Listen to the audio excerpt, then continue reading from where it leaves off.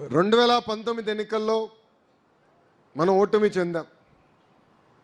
కానీ గెలిచిన శాసనసభ్యులందరూ కేశవన్న కానీ, అనగాని సత్యన్న కానీ, గొట్టుపాటి రవన్న కానీ, మిగతా నాయకులందరూ కూడా ఆనాడు శాసనసభ సాక్షిగా చంద్రబాబు నాయుడు గారు అనేక మాటలు అన్నారు.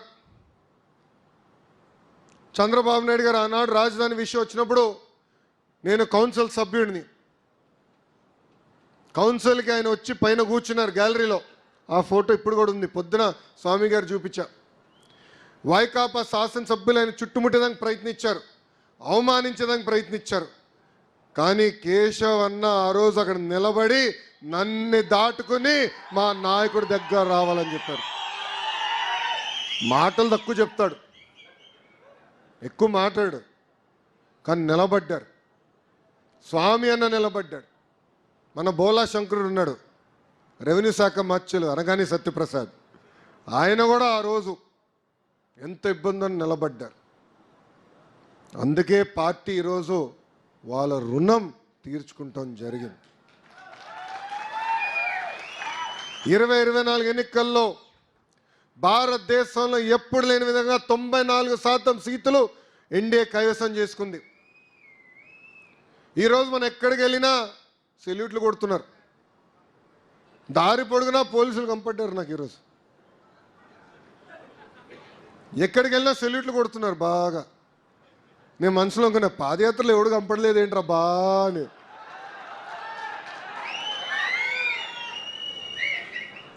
వచ్చారంటే ఉత్తరం పట్టుకుని వచ్చారు, లవ్ లెటర్ 41 ఏనో సార్ మీ పైన 20 ఇప్పటికీ 20 ఉంది, 21 కేసు అనేవారు.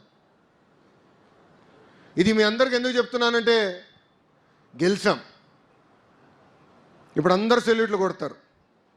కానీ కష్టకాలాలు మనం మర్చిపోకూడదు, మన పడిన అవమానాలు మర్చిపోకూడదు. నా పైన 23 కేసులు పెట్టారే, నేను మర్చిపోను. అధికారంలో ఉన్నా ప్రతిపక్షంలో ఉన్నట్టే మనం ఆలోచించాలి, కసితో పనిచేయాలి. ఆనాడు చంద్రబాబు నాయుడు గారు ఇంటి నుంచి బయటకు అడుగు పెట్టాలంటే గేట్లకే తాడు కట్టారే. ఏం తప్పు చేయని చంద్రబాబు నాయుడు గారిని 53 రోజులు రాజమండ్రి జైల్లో బంధించారే. ఆనాడు మనం చూసాం, పుంగనూరు నియోజకవర్గంలో ఒక తాతయ్య మీసాలు మెలేసి తొడగొట్టి, ఎవరది, అంజిరెడ్డి తాత, రా నా దగ్గర నుంచి తీస్తావా బీఫామ్ చూద్దాం అన్నాడు. ఆ అంజిరెడ్డి తాతే మనందరికీ స్ఫూర్తి. పల్నాడు జిల్లాలో ఎన్నికలు జరుగుతుంటే మంజులారెడ్డి గారు ఆనాడు బూత్ దగ్గర నిలబడి పోరాడారు. ఇక్కడ రిగ్గింగ్ జరిగేదానికి లేదంటే ఏకంగా తల్లపైన కత్తితో గాయాలు, రక్తం గారుతున్నా అక్కడ నిలబడింది.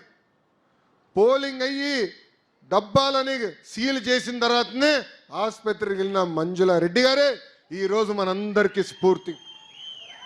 అదే పల్నాడులో మన చంద్రయ్య, ఇప్పుడు కూడా ఫోటోలు నాకు గుర్తున్నాయి. చితకబాది నడి వీధిలో రోడ్డు పైన పడుకోబెట్టి ఒక్కసారి వాళ్ళ నాయకుడికి జై చెప్పమన్నారు, ఒక్కసారి వాళ్ళ పార్టీకి జై చెప్పు, నేను వదిలేస్తా అన్నాడు. ఆయన ఒక్కటే నవ్వుతా అన్నాడు, జై తెలుగుదేశం, జై చంద్రబాబు నాయుడు.